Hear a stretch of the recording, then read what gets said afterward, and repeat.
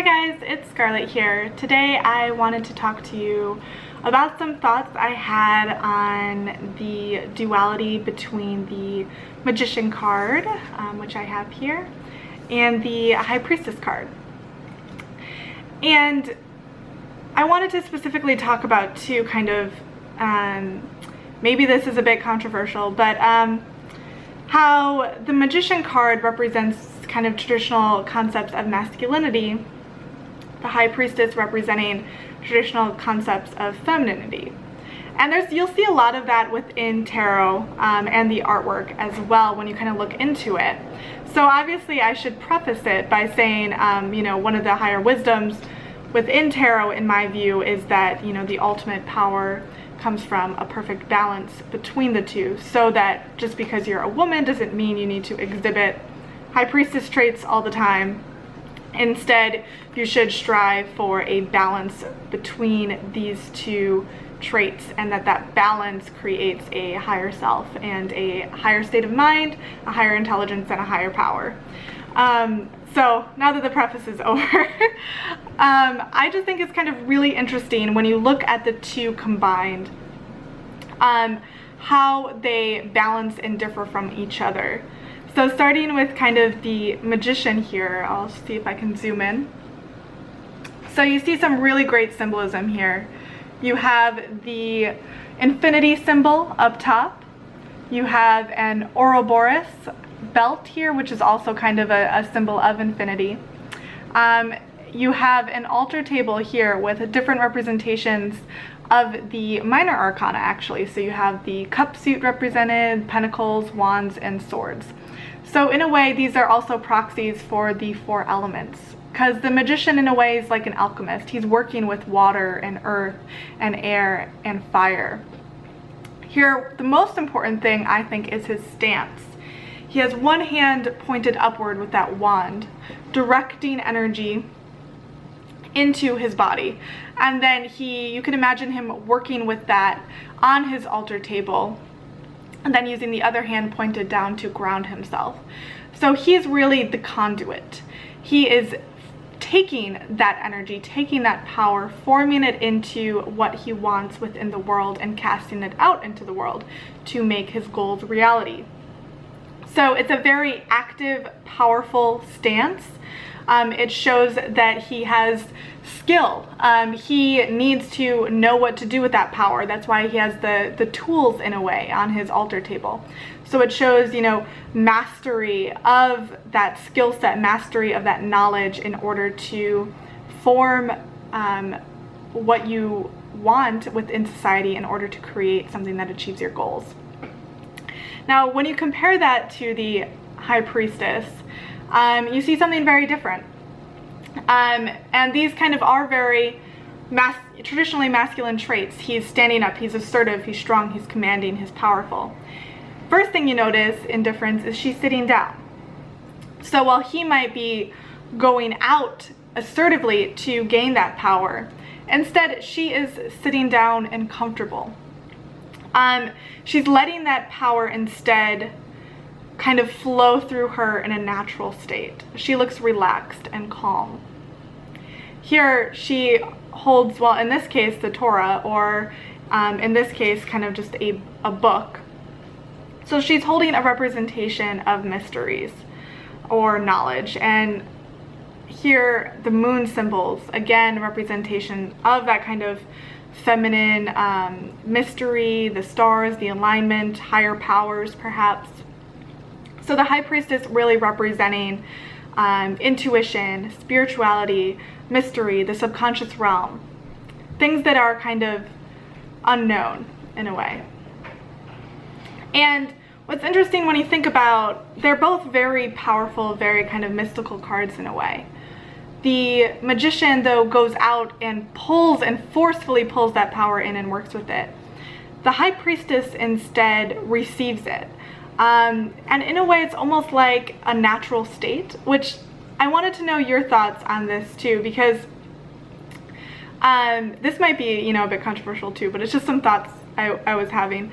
So kind of traditionally, women have been more associated with, intuition and kind of the realm of mysteries. You think of the word women's mysteries, you know, so this has been throughout history that women have been more commonly associated with kind of the unknown, the being the people who can go between, you know, the two worlds or pass beyond the veil.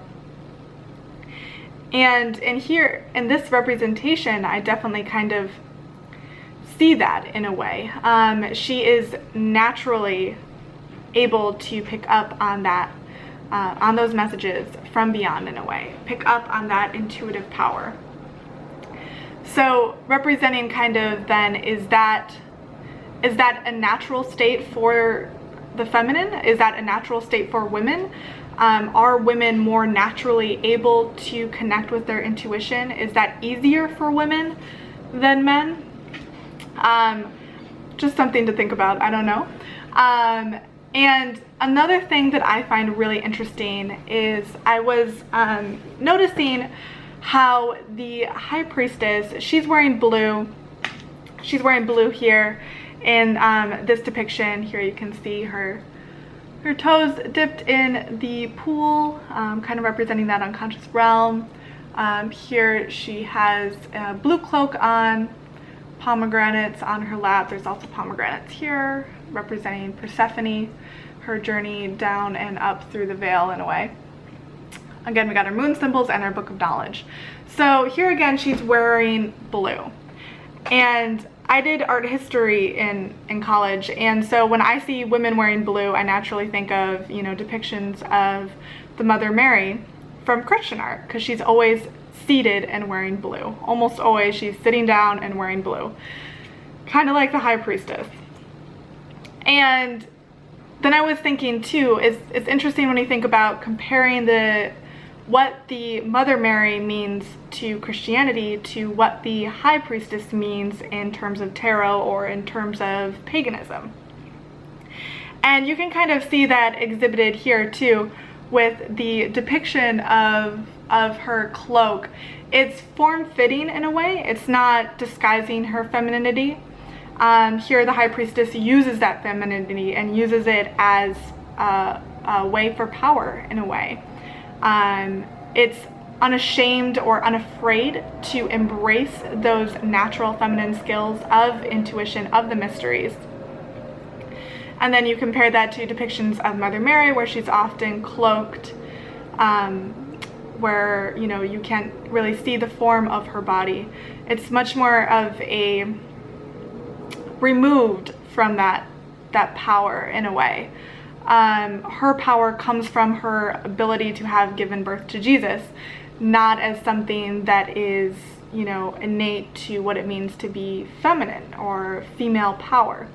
Though I could be wrong on that, so I'm sure, you know, the Mother Mary definitely does hold a lot of female power, and I totally respect that. So while I'm not Christian, I still enjoy thinking about the differences between these kind of depictions of feminine power, of feminine beauty. So it's really interesting to me kind of hear this powerful depiction of feminine mastery of intuition, and when you compare it to the masculine interpretation of power. And I think again it's key that they do balance each other, and in tarot it's so much about balance.